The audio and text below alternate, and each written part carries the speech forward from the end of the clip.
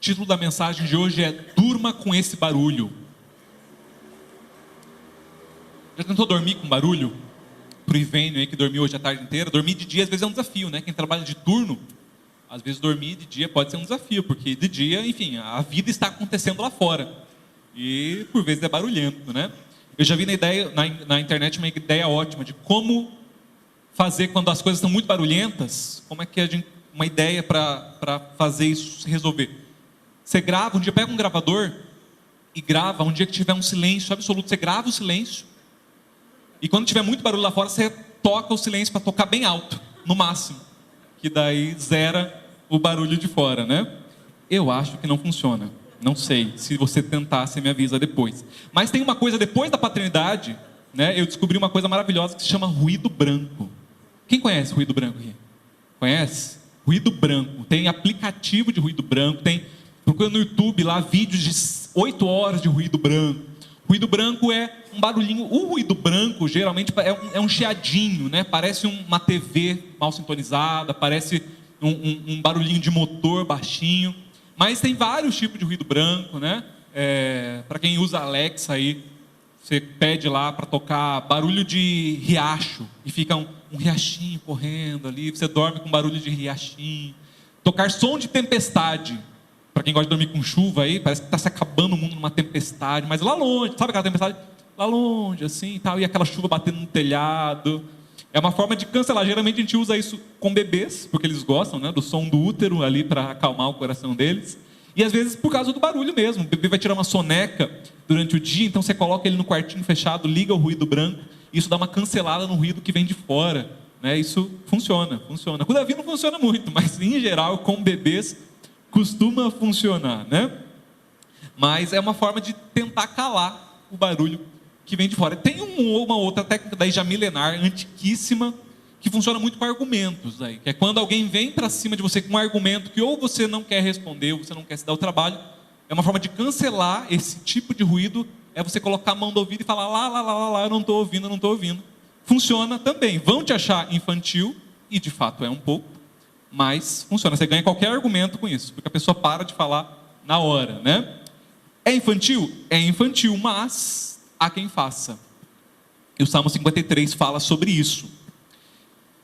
Davi diz o seguinte, versículo 1: diz o tolo em seu coração, Deus não existe. Corromperam-se e cometeram injustiças detestáveis. Não há ninguém que faça o bem. Deus olha lá dos céus para os filhos dos homens, para ver se há alguém que tenha entendimento, alguém que busque a Deus. Todos se desviaram, igualmente se corromperam. Não há ninguém que faça o bem. Não há nenhum sequer. Será que os malfeitores não aprendem? Eles devoram o meu povo como quem come pão e não clamam a Deus. Olhem, estão tomados de pavor, quando não existe motivo algum para temer, pois foi Deus quem espalhou os ossos dos que atacaram você. Você os humilhou, porque Deus os rejeitou. Ah, se de Sião viesse a salvação para Israel, quando Deus restaurar o seu povo, Jacó exultará e Israel se regozijará. Muito bem. Primeiro ponto desse texto, dessa mensagem, desse salmo é: incredulidade é tolice. De novo, versículo 1 diz: o tolo em seu coração, Deus não existe. Corromperam-se e cometeram injustiças detestáveis. Não há ninguém que faça o bem. Incredulidade, ateísmo, não crer em Deus é, na linguagem bíblica, tolice, que é uma forma um pouco mais polida de chamar de burrice mesmo, né? Em bom e velho português seria isso, é burrice. Não crer em Deus é coisa de gente tola. Se você tem sensação de que você já ouviu uma mensagem sobre isso, é porque você já ouviu uma mensagem sobre isso aqui na igreja, mas não é uma repetição. Eu tenho anotação desde o primeiro sermão que eu preguei aqui, eu tenho a data de tudo isso. E eu já preguei quase nesse texto, porque eu já preguei no Salmo 14. O Salmo 53 eu nunca preguei nele aqui na igreja, mas no 14 sim. E se você não sabia, o Salmo 14 e o Salmo 53, eles são gêmeos. Gêmeos quase idênticos, né? Não são totalmente idênticos, eles têm algumas diferenças.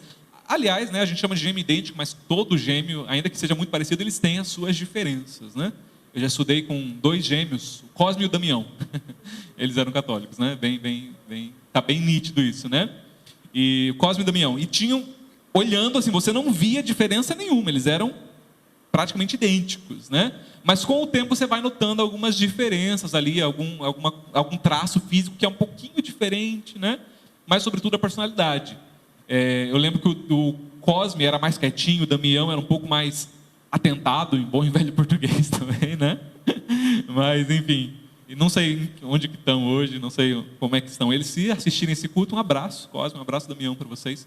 Mas todo gêmeo, por mais idêntico que seja, eles são diferentes. Salmos 14, 53 são gêmeos, mas têm as suas diferenças, né? Mas se você olhar, se você for ler, se você tiver curiosidade, você pode abrir a sua Bíblia no Salmo 14 e dar uma comparada. É muito parecido, principalmente os 5 primeiros versos são praticamente os mesmos. Parece que foi um Ctrl+C, Ctrl+V que Davi deu ali. Foi Davi quem escreveu os dois, né? Então não é plágio, porque ele está citando ele mesmo. Mas muita gente já se perguntou por que tem 2 salmos iguais no saltério. Dos 150, 2 quase se repetem, é quase o mesmo, né? Por que isso? Podia ou tirar um e a gente ficar com 149, totalmente inéditos, ou troca, né? Quer arredondar 150 mesmo? Coloca um diferente lá, né? Por que tem isso? Será que foi um erro de compilação? Foi um erro de alguma coisa? E claro que não. A Bíblia é a palavra do Senhor, inerrante e perfeita para nos ensinar, para nos instruir em todos os caminhos. Não há um erro nela. O Senhor, na sua bendita providência, o quis assim, né? A questão é a gente descobrir o porquê que ele quis assim. Tem um porquê. Spurgeon vai dizer que possivelmente Davi escreve um dos salmos, né? Um deles, ou o 14, ou 53, ele escreve ainda mais jovem, mais novo, e depois já um homem de idade avançada, depois de ter vivido muitos anos, ele reescreve o salmo como alguém que diz, olha, parei para refletir nesse mesmo tema, parei para analisar esse tema mais uma vez, e estou reafirmando, é desse jeito mesmo, é bem assim. Eu falei no ano passado, e falei agora com o peso da maturidade, da experiência de vida, e estou dizendo, é isso mesmo, eu estava certo. Então pode ser, né? Essa prova do tempo, tanto que um está lá no comecinho, o outro um pouco mais para frente, não sei, é uma possibilidade de interpretação. Independente do porquê, o fato é que é uma mensagem que precisa ser repetida. É uma mensagem importante que seja reafirmada mesmo. Esse salmo, e falando propriamente do 53, que é o nosso tema de hoje, ele é um grito de Davi, mas sobretudo é um grito de Deus para a humanidade. É um grito de acorda. Jay, presta atenção, meu filho. Olha o que você está fazendo. Olha o caminho que você está tomando. Para de ignorar alguns sinais. Para de colocar a mão no ouvido e gritar lá, lá, lá, como se isso fosse apagar fatos que você não quer ver. Porque é isso que Deus entende que é essa incredulidade do coração. Há um monte de gente por aí, criados por Deus, e vivendo em um corpo que Deus lhes deu, vivendo no mundo que Deus criou, vendo as coisas que Deus criou, desde um simples passarinho, que tem o valor de 2 moedinhas, segundo o Senhor Jesus, até grandes montanhas e oceanos, e eles veem essas coisas criadas por Deus, eles veem com olhos que Deus deu, eles sentem as fragrâncias que Deus criou, o cheiro de uma fruta recém-colhida, o cheiro da terra remexida, o cheiro da chuva, quando cai depois de muito tempo, e sentem essas coisas que Deus criou com o nariz e o olfato que Deus lhes deu, e com a mente que eles têm, porque foram feitos à imagem do Deus Criador, eles ainda conseguem chegar à conclusão de que Deus não existe. Isso é tolice, isso é burrice. E segundo Paulo, em Romanos 1, isso é loucura, é coisa de gente louca. Romanos 1, versículo 20, diz assim: pois desde a criação do mundo, os atributos invisíveis de Deus, seu eterno poder e sua natureza divina, têm sido vistos claramente, sendo compreendidos por meio das coisas criadas, de forma que tais homens são indesculpáveis, porque tendo conhecido a Deus, não o glorificaram como Deus, nem lhe renderam graças, mas os seus pensamentos tornaram-se fúteis, e os seus corações insensatos se obscureceram. Dizendo-se sábios, tornaram-se loucos. Loucos. É loucura. A gente olha, né, e quem sabe você fala, não, mas tem tanta gente tão inteligente, tem tanta gente tão doutores, letrados, cientistas, e que se dizem ateus, que são inteligentes. Sim, podem ser, nos padrões humanos, não estou dizendo que eles não são inteligentes, mas para o padrão de Deus, Deus ainda está dizendo, eles são tolos, eles são loucos, o pensamento deles está confuso, eles estão se forçando para não crer. Você vê que isso se repete tanto no Antigo Testamento, quanto no Novo Testamento nós temos essa mesma ideia. Deus se revela. Esse texto aqui de Romanos 1, ele é muito usado quando a gente vai falar em teologia sistemática. Na classe de doutrina a gente falou, essa semana que passou, a gente falou sobre isso, sobre a revelação geral de Deus. O Deus que se revela nas coisas criadas, ele se revela. O nosso Deus é um Deus que se revela, para começo de conversa. É um Deus que se revela desde o começo da humanidade, ele se revela para os seus, ele se revela pontualmente, ele cria um povo para si, ele dá as suas leis, ele dá os seus preceitos, ele os escreve em pedra para deixar registrado e falar, olha, se relacionem comigo. Ele se relaciona na sua palavra, ele se revela a nós através de Jesus, a imagem do Deus invisível que se revelou a nós, que encarnou, que tabernaculou, que morou conosco. O nosso Deus é um Deus que se revela. Isso é a revelação especial de Deus. Mas além disso tudo, o Senhor ainda se revela de forma geral. Todas as pessoas, toda a humanidade, não tem ninguém, aquele que nunca ouviu o Evangelho, aquele que nunca ouviu falar sobre Yahvé, o Deus verdadeiro, o Deus onisciente, onipotente, onipresente, o Todo-Poderoso, Pai do nosso Senhor Jesus Cristo. Ainda que essa pessoa nunca tenha ouvido falar em Deus, ainda que não conheça o Evangelho, segundo o que nos é revelado em Romanos 1, essas pessoas ainda são indesculpáveis. Porque a revelação geral, o fato de eles verem a criação, isso já os torna culpáveis diante do Senhor.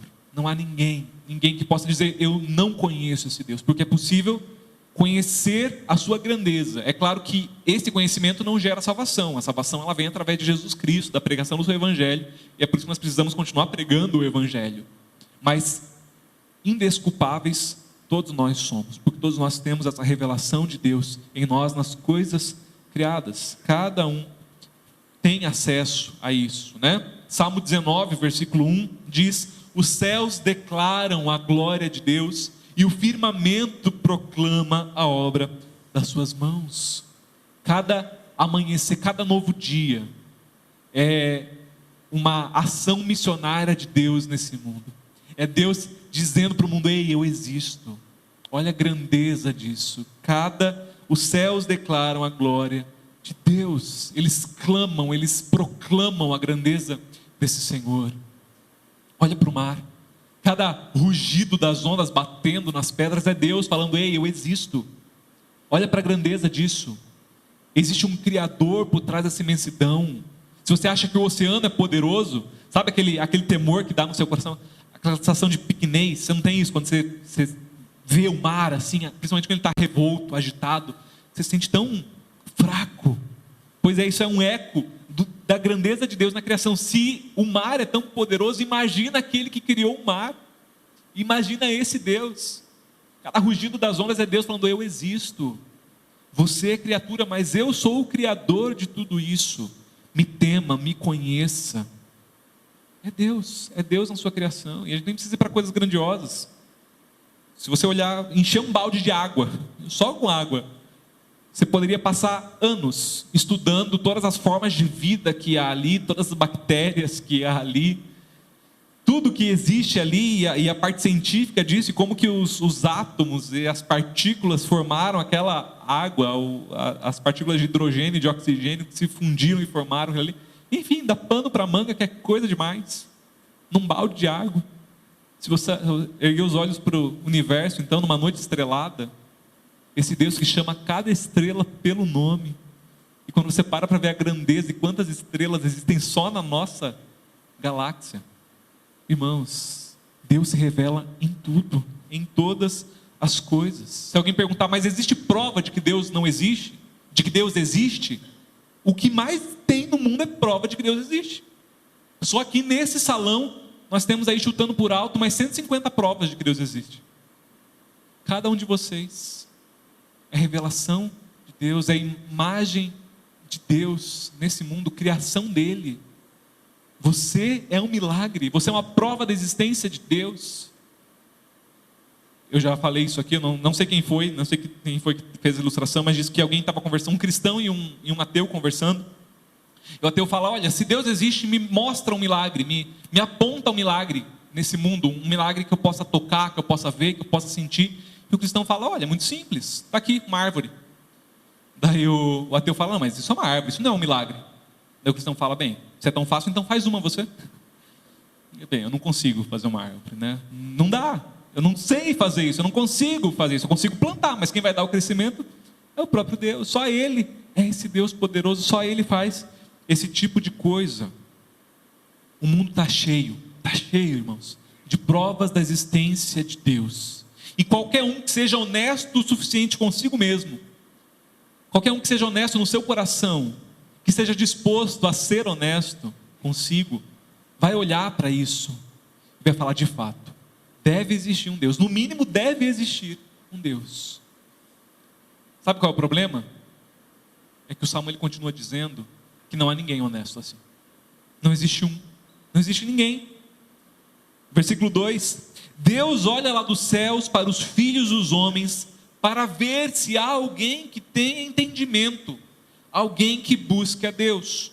3: Todos se desviaram, igualmente se corromperam, não há ninguém que faça o bem, não há nenhum sequer. Outras versões vai dizer: não há um justo, não há ninguém que seja honesto. Eles podem dizer: não, mas tem gente honesta sim no mundo, inclusive entre pessoas que não servem a Deus. E é verdade. Há pessoas que, mesmo não servindo a Deus, se eles acharem uma carteira na rua, eles vão devolver, porque eles têm valores éticos, eles têm preceitos ali. Gente que, recebi um troco que vem a mais, eu vou lá e devolvo esse troco, falo: não é meu, né? E aliás, isso já é imagem e semelhança de Deus no coração, mesmo de alguém que não tenha Deus. Isso é graça comum de Deus revelada na humanidade. Mas isso é outro assunto. Mas sim, existe gente honesta no mundo. Não é disso que o texto está falando. Não é desse tipo de honestidade, ou desse tipo de justiça, ou de bondade, ou de entendimento que o Salmo está falando. O Salmo está falando no sentido de pessoas que busquem a Deus naturalmente. De gente que esteja naturalmente, sem a atuação do Espírito Santo, gente que esteja naturalmente, por inclinação própria, disposta a buscar a Deus. E isso, a palavra do Senhor é categórica: não existe. Não existe ninguém. Todos nós somos vagões descarrilhados. Cada um de nós, eu e você. Lá nós herdamos, nós já nascemos com isso, do pecado original lá de Adão e Eva, lá do Éden. Quando eles comem, quando eles desobedecem a Deus, e a partir dali começa uma ruptura nessa relação, e agora o ser humano é naturalmente inimigo de Deus. Nós naturalmente nascemos, por causa do pecado, brigados, separados com o Senhor. Há um muro de separação entre nós, há um abismo que nos divide. Esse abismo nós chamamos pecado. Cada um de nós. E não é que nós queiramos muito a Deus, mas não tenhamos acesso. Não. Naturalmente o homem não quer a Deus. Nós viramos as costas para Deus e estamos felizes no nosso pecado. Parte de Deus a iniciativa. É Ele que vem, que estende o mindinho e fala: ei, vamos ficar de bem, vamos fazer as pazes, vamos nos reconectar. E Ele faz isso através de Jesus Cristo, quando vem, quando encarna, morre, ressuscita e cria agora essa abertura para que nós voltemos ao Senhor. Mas parte dele, essa iniciativa. Por quê? Porque nós, naturalmente, mesmo você e eu, que já fomos lavados em Cristo Jesus, que já somos nova criatura, por desejo nosso, nós não queríamos a Deus. Um dia nós fomos inimigos de Deus. Um dia nós estávamos brigados com Ele, porque nós somos descarrilhados. Alguém deu essa ilustração, eu não sei quem foi, alguém já falou, não fui eu, mas ele fala que é como se, imagina um trem, imagina que a humanidade é um grande trem, enorme, cada ser humano é um vagãozinho desse trem. Eu sou um vagão, você é um vagão, e os primeiros vagões, aqueles que puxa, né, toda essa máquina, que é a locomotiva, são Adão e Eva. Então eles estão lá puxando, foram os primeiros, e depois deles, cada um de nós, seus herdeiros, somos vagões que vêm na sequência. Imagina que esse esse trem corria num trilho muito bem desenhado pelo Senhor, mas o pecado veio e quebrou uma ponte pela qual nós passaríamos. E o pecado veio e a locomotiva caiu nesse buraco. O que acontece com os demais vagões? Caem juntos. Caem juntos, são puxados juntos. A locomotiva caiu, mas cada um de nós que vemos na sequência continuamos caindo e caindo e caindo e caindo, e cada um de nós vindo para o buraco. Todos nós somos puxados por isso e vamos felizes. Estamos distante do Senhor felizes. Somos todos nós descarrilhados. Todos nós somos esses que estávamos, não estamos mais, mas estávamos indo para o buraco. Então, é por isso que quando Salmo 53 fala que não há ninguém justo, o texto está falando: olha, vocês, por vocês mesmos, seres humanos, vocês não me querem, vocês não me buscam, vocês não querem se relacionar comigo.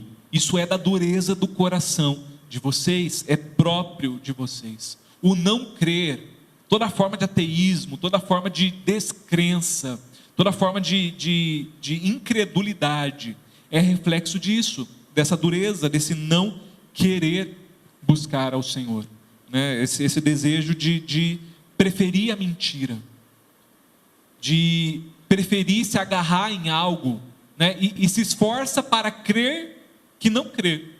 É essa a ideia aqui, As pessoas, elas veem todos os sinais, elas veem tudo que Deus criou, e ao invés de crer que seria a resposta natural, elas se esforçam para crer que não crê, se agarra nessa incredulidade, se abraça a ela, talvez com medo do escuro. O Stephen Hawking, um famoso físico, e famoso também pelo seu ateísmo, ele diz que a religião é um conto de fadas para pessoas com medo do escuro. E um homem chamado John Lennox, ele responde ao Stephen dizendo que o ateísmo é um conto de fadas para pessoas com medo da luz. Pessoas olham para nós e falam: não, vocês têm medo do escuro, por isso vocês buscam um Deus. E a gente diz: não, vocês não buscam a Deus, porque vocês têm medo da luz. E é verdade. Pessoas que se agarram às suas ideias, às suas ciências, e se acham muito inteligentes por isso. Diz Romanos 1, mas Deus os chama de tolos. Eu sei que no seu ambiente acadêmico, você que é estudante, jovens que estão em período de pensar em universidades, ou que estão em cursos universitários, no seu trabalho, naquele fórum da internet, talvez você já teve essa oportunidade, um pouco chata, dessa troca de ideias ou troca de farpas, às vezes, com alguém que não crê. E às vezes a fala ateísta, ou a fala incrédula, ela passa ares de muita inteligência, de muita sabedoria, de muito embasamento. Mas o fato é que não importa, isso não muda a forma como Deus vê esse tipo de argumento. Você não é tolo. Quem sabe o mundo tente te ridicularizar por causa da sua fé. Jovem, o mundo vai tentar te ridicularizar por causa da sua fé. Vai tentar rir de você, vai tentar menosprezar ela. Persista. Persista. Nós não somos os que retrocedem, nós não somos os que desistem. A palavra final das nossas vidas, ela vem do Senhor, ou não? Quem é que dita a palavra final da sua vida? O que a internet diz, o que os seus colegas dizem, ou o que Deus diz? E o que Deus diz é que toda forma de incredulidade, seja ela de quem for, tenha ele o diploma que tiver, a formação que for, toda forma de incredulidade é burrice, é loucura, é um apegar-se a algo por medo de vir à luz, por medo de buscar o Senhor. E isso é relevante para nós, porque primeiro, isso tira de nós todo o mérito. Eu não falo isso do alto de um pedestal, não, porque o Salmo 53 não dá margem para isso. Eu estou incluso nesse todos também. Se hoje eu acredito em Deus, não é por mérito meu, não é porque eu sou mais inteligente, mais iluminado, não. É por atuação da graça salvadora de Jesus, através do seu Espírito Santo, que um dia me tocou, que abriu os meus olhos. Porque eu estava lá também no meio da multidão, com os olhos fechados e falando lá, e eu não quero saber, e Deus não existe. Mas o Espírito Santo veio e abriu os meus olhos. E o de muitos aqui também, e de muitas outras pessoas. Mas não há em mim nada melhor, nada, a não ser o fato de que hoje Deus habita em alguém que ainda carrega tantas falhas. Está em processo de melhoria, mas ainda é falho. Então isso quebra totalmente o orgulho. Nós não temos razão nenhuma para nos orgulharmos da nossa salvação. Ela foi algo que Deus realizou em nós por sua graça salvadora. E num outro sentido também, porque às vezes nós achamos que nós precisamos ter os melhores argumentos, a melhor retórica, a melhor forma de falar, e se nós tivermos o argumento certo, nós vamos falar com aquela pessoa e ela vai se converter, e ela vai se quebrantar. Não, depende de eu me preparar muito para isso, e estudar apologética, estudar a defesa da fé, e ter um monte de versículo decorado, e eu vou chegar e eu vou acabar com o ateísmo dele. E não vai, porque não depende de você. Não é uma questão de argumentação, não é uma questão de quem ganha essa queda de braço intelectual, porque não é intelectual, é uma ação de Deus, que o Espírito Santo, e só Ele é capaz de fazer numa vida. Foi Ele que fez um dia na sua, Ele quem pode fazer no seu colega de trabalho, no seu professor, no seu colega de turma, naquela pessoa do fórum da internet. É Ele que faz, não depende da gente. Não é sobre o quanto eu sou capaz de fazer algo, não é isso. Então isso tira de nós a responsabilidade, porque nós não conseguimos salvar ninguém. Falei isso, né? Algum tempo se perguntava, quantas pessoas você já levou para Cristo? Eu nunca levei ninguém. O Espírito Santo, eu tenho certeza e creio, já levou muitas pessoas através de mim, e apesar de mim, mas não é mérito meu, eu não levo ninguém a Cristo, é o Espírito Santo quem faz essa obra, e pode fazer através da sua vida também, é só se dispor, mas não é uma questão de inteligência, de argumentação, de poder, não, é o Senhor quem faz tudo isso. E existe mais de uma forma de ser incrédulo. O ateísmo não é a única forma de incredulidade, sabia? O ateísmo não é a única forma de ser taxado como um tolo, aqui na Bíblia e na palavra do Senhor no Salmo 53, não. Porque existe o ateu, ou existe a pessoa que vive um ateísmo prático. É aquela pessoa que às vezes até professa que Deus existe. Na verdade, quando Davi escreve isso aqui, existiam pouquíssimos ateus professos, se é que existia. Praticamente ninguém o era. O mundo vivia um politeísmo, que era o oposto do que Deus queria, né? De um lado nós temos gente que não acredita em Deus, daí nós temos no meio o povo de Israel, que acreditavam no único Deus, e no outro extremo nós tínhamos gente que acreditava em vários deuses, em um panteão de deuses. Era muito mais comum esse extremo ali. Então as pessoas criam que existia um Deus, só que elas viviam como se isso não importasse nas suas vidas. Elas viviam como se isso não fizesse diferença nenhuma. E tem muito crente, cristão, que se diz cristão, que vive dessa forma também. Ah não, existe um Deus, eu até vou lá na igreja domingo, eu até, ok, uma vez por semana eu vou até lá e me reúno com uma galera, ou eu coloco um hino para ouvir de vez em quando. Eu acredito nesse Deus, mas no dia a dia vivem como se Deus não existisse. É por isso que o Salmo vai dizer, né? No seu coração, ele não é com a sua boca, ele não professa que Deus não existe, não é um ateu que professa, mas no seu coração é como se Deus não existisse. O tolo diz no seu coração, não há Deus. Eu posso fazer as minhas coisas como eu bem entender, porque se Deus não atua, se Deus não é tão relevante, se Deus não é tão presente assim, então eu também não tenho por que orar, eu não tenho por que pedir a direção dele nos planos que eu vou fazer, eu vou decidir na minha vida mesmo. Eu até uma vez por semana eu vou lá na igreja e tudo mais, mas no dia a dia Deus não interfere muito na minha vida não. Eu vou seguindo os meus planos, eu vou fazendo as minhas coisas aqui e ele fica lá na dele. São crentes que vivem como se Deus não existisse. Não trazem Deus para as suas vidas. Deus não é relevante para a sua história, para as suas tomadas de decisão, para o seu dia a dia em casa. E às vezes esse mundo moderno que a gente vive colabora um pouco para isso, né? Nós vamos ficando menos dependentes de Deus. Estava vendo um pastor falando sobre isso, ele vai dizer, né? Ele diz, olha, 500 anos atrás, se seu filho tinha febre de madrugada, você gelava.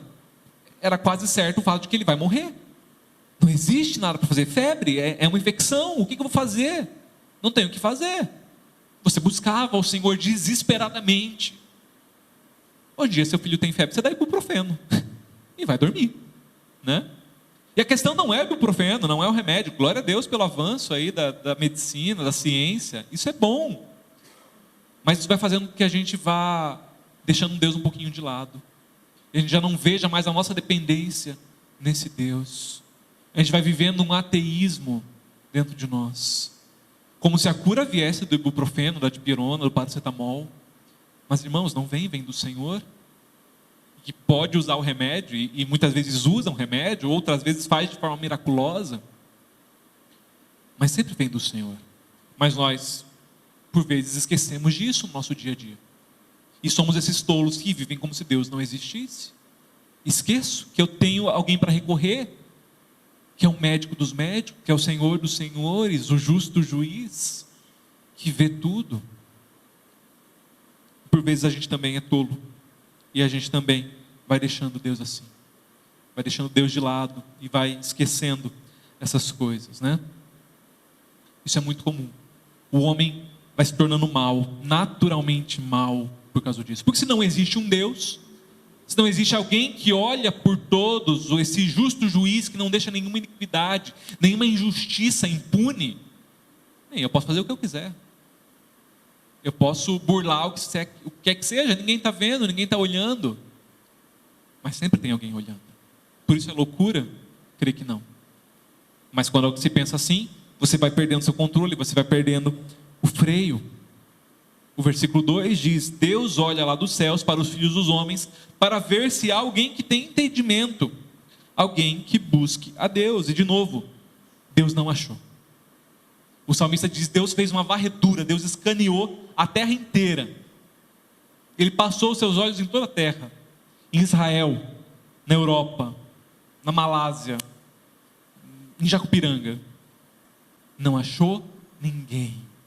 Ninguém naturalmente perfeito, que naturalmente quisesse ao Senhor, em lugar nenhum e em época nenhuma. Deus, ele está presente em todos os lugares, em todas as eras também. No passado, às vezes a gente olha para o passado e a gente dá essa idolatrada no passado, né? Acha, não, naquele tempo é que era bom, naquele tempo as pessoas parecem que buscavam mais a Deus. Não buscavam, irmãos, não buscavam. O ser humano é mau desde sempre, desde sempre. É claro que há novas formas de expressar a sua maldade, há formas inovadoras de se fazer o mal, mas a maldade sempre existiu, desde o Éden. Está aí Caim, a primeira geração que veio após o pecado, que é prova disso. A maldade já estava lá no começo do mundo. Assim como tem gente que olha com esperanças para um futuro.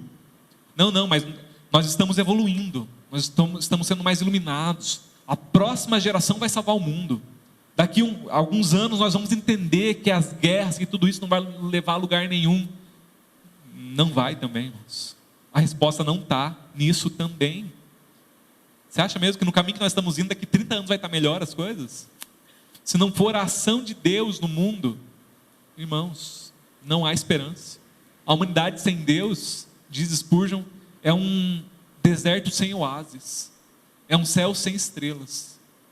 Não há esperança, é escuridão, é tristeza, é choro. Não há esperança sem Deus. Não há nada que possamos fazer sobre isso. Mas, parece meio deprê, né? Mas, terceiro e último ponto, o Senhor intervém. E glórias ao Senhor por isso. Versículo 4. Será que os malfeitores não aprendem? Eles devoram o meu povo como quem come pão e não clamam a Deus. Olhem, estão tomados de pavor, quando não existe motivo algum para temer, pois foi Deus quem espalhou os ossos dos que atacaram você. Você os humilhou porque Deus os rejeitou. Ah, se de Sião viesse a salvação para Israel. Quando Deus restaurar o seu povo, Jacó exultará, Israel se regozijará. A história bíblica prova isso, e nós vemos isso de uma forma velada em nossos dias, que essa incredulidade, essa resistência em buscar ao Senhor, ela vai fazendo com que o homem, a humanidade, né, o ser humano, ele seja inimigo de Deus, como todos nós um dia fomos. Só que conforme isso vai crescendo, e conforme isso vai tomando um vulto maior, isso vai se alastrando na vida, as pessoas já não se contentam em ser inimigas de Deus, elas passam agora a ser inimigas do povo de Deus também, do povo que se chama pelo nome do Senhor também. E psicologicamente e espiritualmente é até compreensível do porquê isso acontece.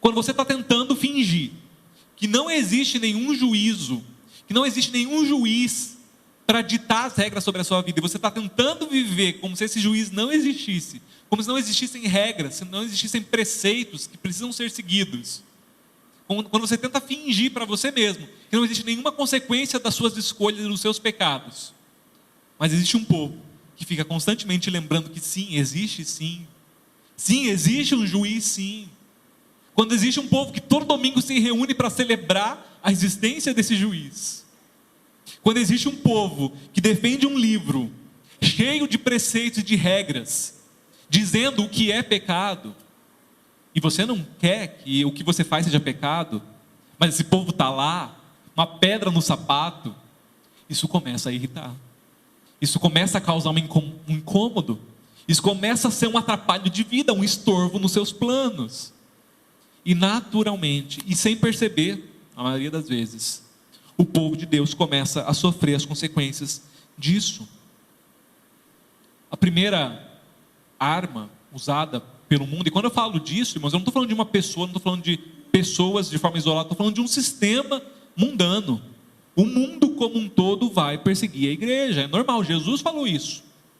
Olha, perseguiram o mestre, você acha que vão deixar vocês passar impunes assim? Não. Bendito sois vós, quando por minha causa vos perseguirem, insultarem. Bem-aventurados são vocês, vai acontecer, é natural, irmãos, natural. Mas não estou falando de nenhum caso isolado, tá bom? Estou falando de um sistema mesmo. A nossa luta não é contra carne e sangue, não é.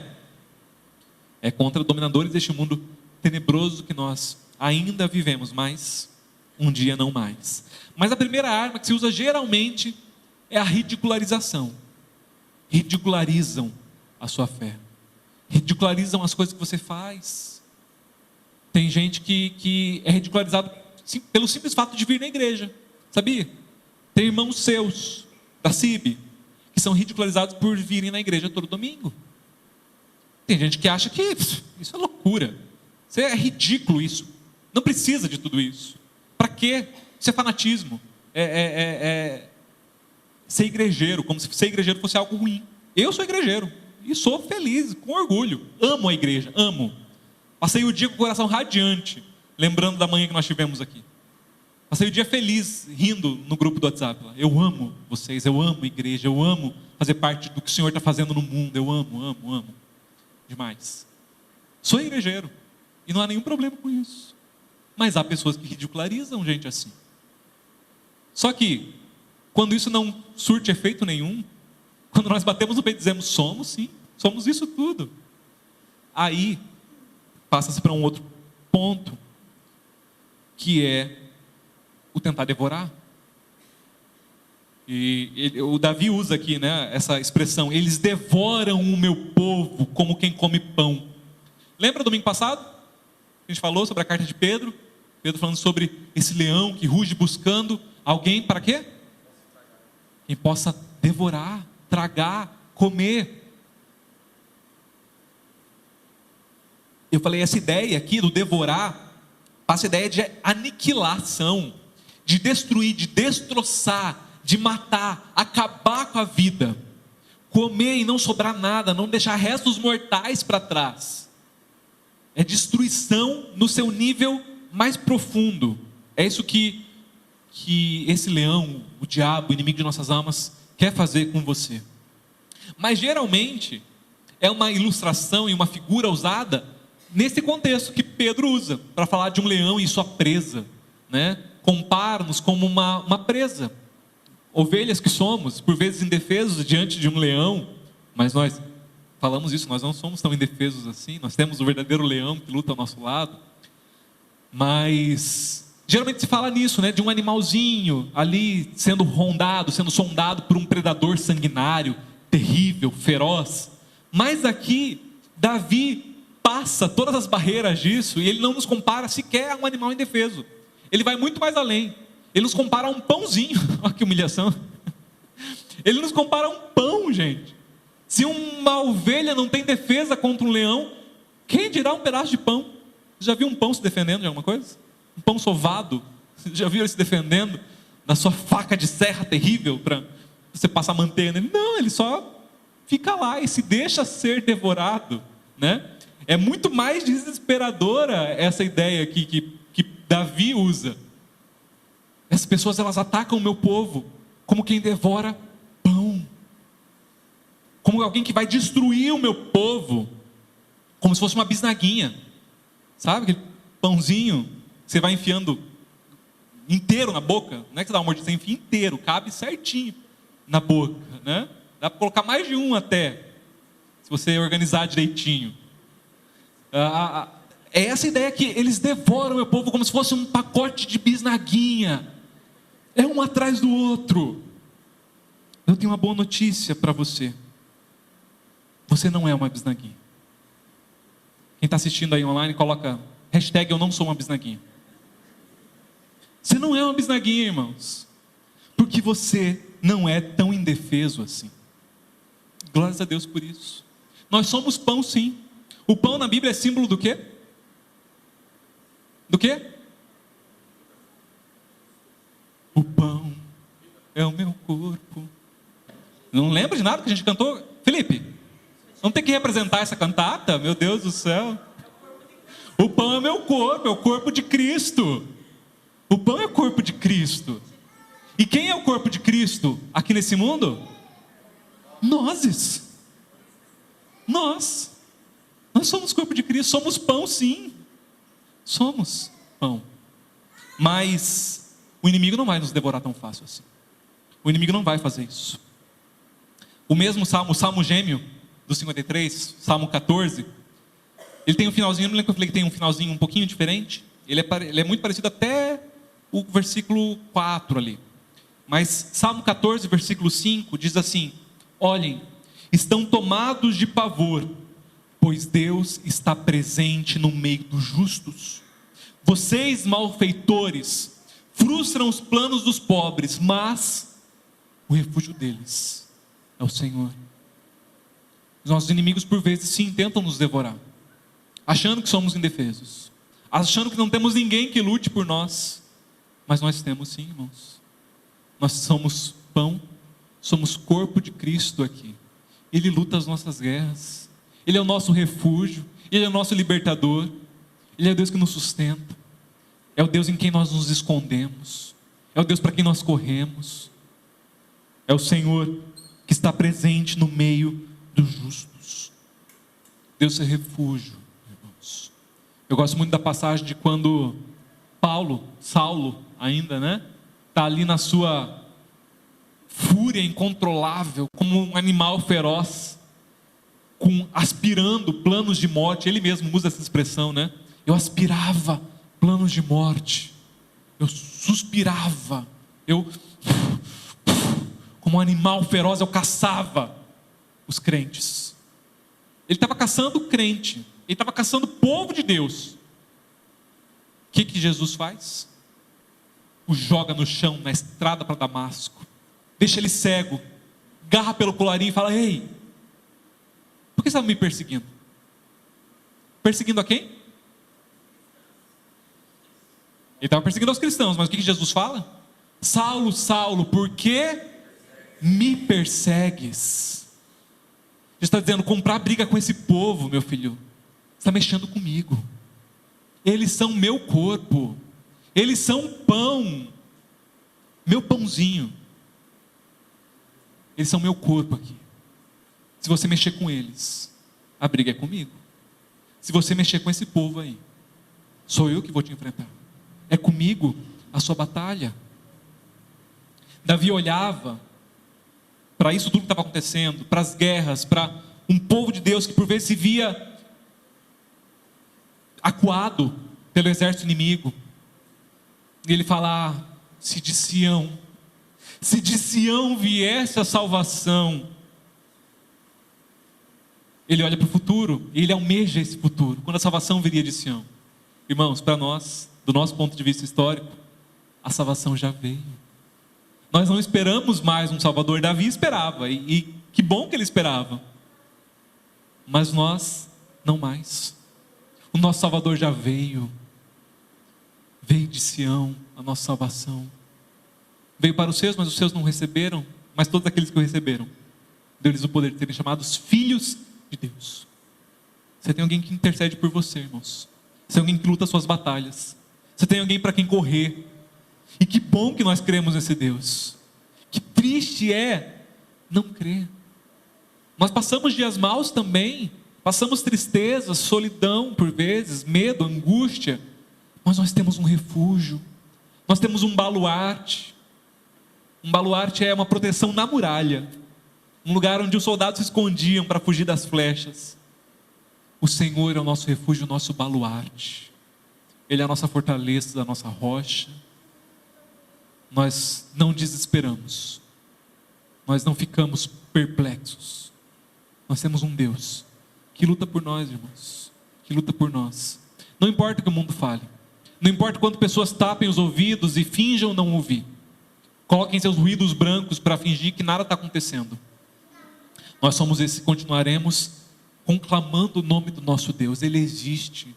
Ele um dia me salvou. Um dia me mudou. Ele hoje luta as minhas batalhas. Eu não estou sozinho. E você não precisa estar também. Essa é a nossa palavra para esse mundo. Essa é a nossa palavra para um mundo que tenta dormir apesar do barulho. Que tenta ficar num sono confortável, inerte da perdição. Nós como igreja, é nosso papel não deixar que isso aconteça. E proclamar a salvação desse Deus. Amém? O nosso Salvador já veio. E glórias ao Senhor por isso.